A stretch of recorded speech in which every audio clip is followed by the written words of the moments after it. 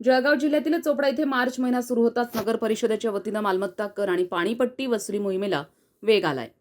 चोपडा नगर परिषद प्रशासनानं दिलेल्या माहितीनुसार शहरातील नागरिकांकडून आतापर्यंत सुमारे 70% मालमत्ता कर आणि पाणीपट्टीची वसुली करण्यात आली आहे. नमस्कार.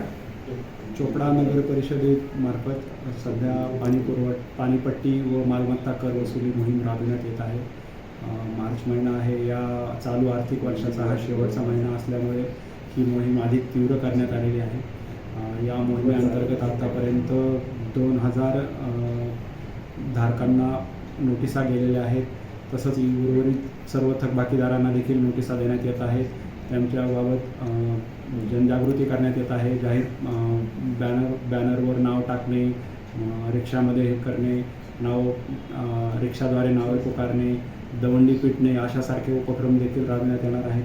त्यामुळे नामशेष टाळण्याच्या दृष्टीनं नागरिक मोठ्या प्रमाणावर कर भरत आहेत आणि थकबाकी भरण्यासाठी नागरिकांचा ओघ खूप जोरात चालू आहे. नगर परिषदेनं या मोहिमेअंतर्गत आतापर्यंत 90 नळ कनेक्शन देखील कट केलेले आहेत. तसंच 55 गाळे जे आहेत त्यांना देखील सील मारलेलं आहे. त्यामुळे नागरिकांनी मोठ्या प्रमाणावर सहकार्य करण्यास सुरुवात केली असून वसुली जोरदार होत आहे. साधारण 70% वर मालमत्ता कर वसुली गेलेली आहे व पाणीपट्टी कर देखील 50-55% दरम्यान आलेला आहे. तर याचप्रमाणे ही मोहीम जोरदार चालू राहील आणि शासनाने दिलेल्या उद्दिष्टानुसार मार्चच्या शेवटच्या आठवड्यापर्यंत नगर परिषदेची 100% वसुली करण्याचं उद्दिष्ट या प्रशासनाने ठेवलेलं आहे. सर, ज्यांच्याकडे अधिक थकबाकी आहे आणि त्यांनी अजूनपर्यंत काही भरणा केलेला नाही, अशा नागरिकांना काय आपण आवाहन करू इच्छिता? नगर परिषदेचा जो संपूर्ण कारभार आहे, दैनंदिन जो विकास कामं आहेत आणि लाईट बिल भरणे, पाणीपट्टी भरणे, इतर जी कामं आहेत ही अत्यंत गरजेची आहेत. ही सर्व केवळ आपल्या मालमत्ता कर वसुलीवरच आधारित आहे.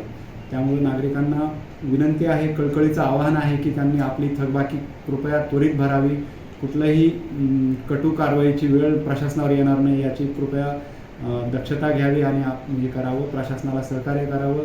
कारण याच वसुलीवर प्रशासनाचा बराचसा भार चाललेला असतो. त्यामुळं नागरिकांना पुन्हा एकदा प्रशासनामार्फत आवाहन करण्यात येते की त्यांनी आपली थकबाकी त्वरित भरावी. सर, शहरात बऱ्याच प्रमाणात अवैध नळ कनेक्शन आहे, तर यासाठी आपण त्यांच्यावर काही कारवाई करणार आहेत का?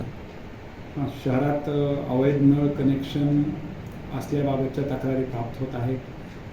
त्याबाबत प्रशासनाने काही पथकं तयार केलेली आहेत आणि अवैध नळ कनेक्शन जर आढळून आलं तर हा अवैध नळ कनेक्शन म्हणजे सरळ पाणी चोरी आहे आणि त्या पाणी चोरीच्या नावाखाली सरळ गुन्हा दाखल करण्यात येईल. तसंच मोठ्या प्रमाणावर आर्थिक दंड देखील या नागरिकांकडून वसूल करण्यात येईल. त्यामुळं नागरिकांनी कृपया स्वतःहून आपलं नळ कनेक्शन जर अवैध असेल तर नियमित करून घ्यावं. जर प्रशासनाच्या हे निदर्शनास आलं आणि पथकाच्या निदर्शनास आलं तर मोठ्या प्रमाणावर कारवाई केली जाईल.